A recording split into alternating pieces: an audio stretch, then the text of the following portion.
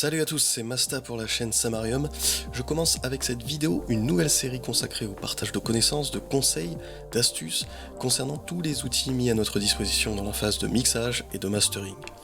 Et aujourd'hui, c'est 5 trucs et astuces essentiels que je vais vous présenter pour optimiser l'utilisation de l'EQ. 5. Bien utiliser les filtres high et low.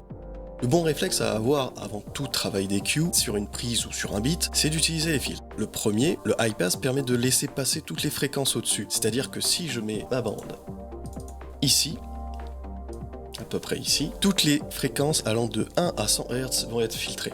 Et c'est le même concept avec le low pass dans le sens inverse.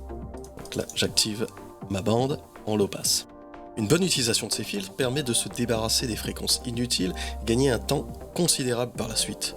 Voici une petite astuce pour les réussir à tous les coups. Pour les exemples, j'utilise une version du mix de la démo Northstar qui est disponible à l'écoute sur la chaîne et sur toutes les autres plateformes de stream. Si vous souhaitez utiliser un high pass, convertissez votre bande en low pass jusqu'à ce qu'il n'y ait plus d'informations qui pourraient rendre le son muddy. Donc on va commencer par le mettre en low pass.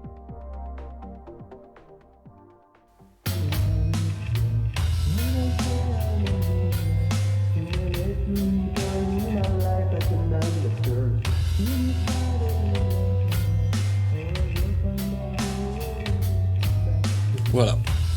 Il suffit ensuite de repasser en high pass. Et c'est la même chose pour le low pass.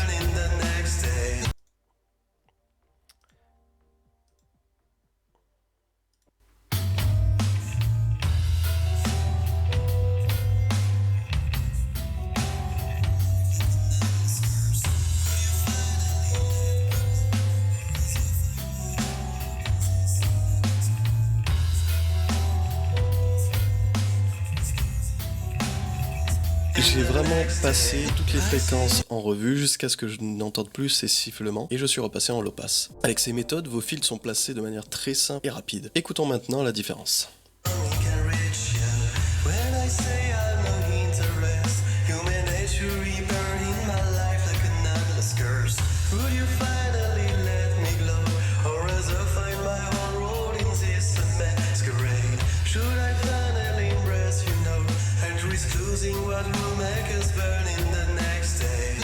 « 4.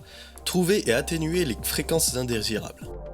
Dans la phase de mixage, je conseille d'éviter de vouloir tout booster afin d'éviter notamment des distorsions ou effets indésirables qui viendraient plus tard dans la phase de mastering par exemple. Le cut peut être aussi utile, voire plus efficace qu'un simple boost, notamment lorsque les prises de voix ou d'instruments étaient faites dans des conditions difficiles. Voici une technique très efficace pour faire vos cuts. Cela consiste à prendre une bande comme ceci et booster le gain au maximum afin de pouvoir repérer plus facilement les résonances et fréquences indésirables.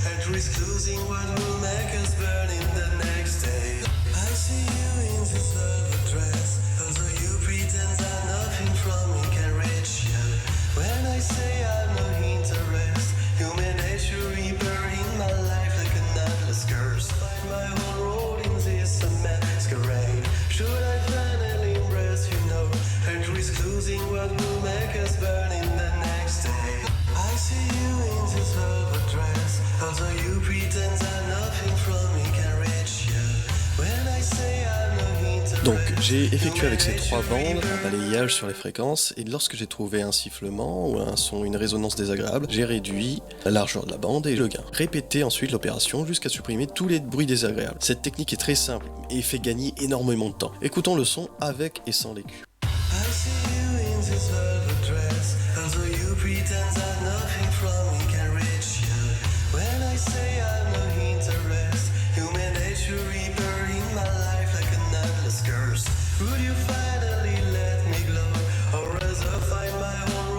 La différence est vraiment là et on a vraiment mis très peu de temps à faire nos cuts. 3. Apprendre des cheat sheets. Ceci est un conseil que je trouve intéressant pour 2 raisons. Premièrement, les cheat sheets vous permettront de consolider vos fondamentaux en termes de connaissances, fréquences, tout en apprenant leur utilité selon l'instrument que vous mixez. Vous pourrez même créer vos propres cheat sheets. Deuxièmement, ces cheat sheets pourront vous aider à développer des nouvelles techniques et stratégies dans le mixage. Pour illustrer cette idée, un exemple. Nous savons que pour la voix aux alentours des 5 kHz, nous trouvons de la présence, et plus haut à partir d'environ 10 kHz, de l'air. Alors pourquoi ne pas tenter de placer subtilement un high shelf pour donner une nouvelle dimension à cette voix ?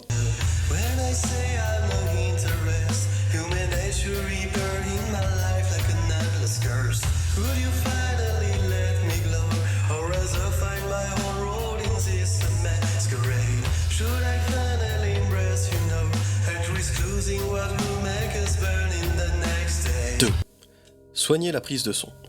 Ce conseil peut vous faciliter la vie dans l'utilisation de l'EQ, alors suivez-le. Une mauvaise prise de son va non seulement biaiser la performance de l'artiste, mais également vous donner du fil à retordre lors du passage à l'EQ. Voici une liste de conseils pour vous aider à optimiser la prise de son. Vérifiez l'angle du microphone, vérifiez la distance du microphone, utilisez un filtre anti-pop pour la voix, travaillez l'acoustique de la pièce d'enregistrement, multipliez les prises jusqu'à atteindre un résultat satisfaisant. 1. Faire confiance en ses oreilles. C'est le conseil ultime de ce top, le plus simple en apparence mais celui dont il faut toujours se rappeler. Chaque mix est à appréhender de manière nouvelle. En effet, les conditions d'enregistrement peuvent différer d'un studio à l'autre et chaque artiste a sa propre manière de chanter ou jouer d'un instrument. Donc ne restez pas sur vos acquis et faites confiance en vos oreilles pour ne pas tomber dans tous ces pièges.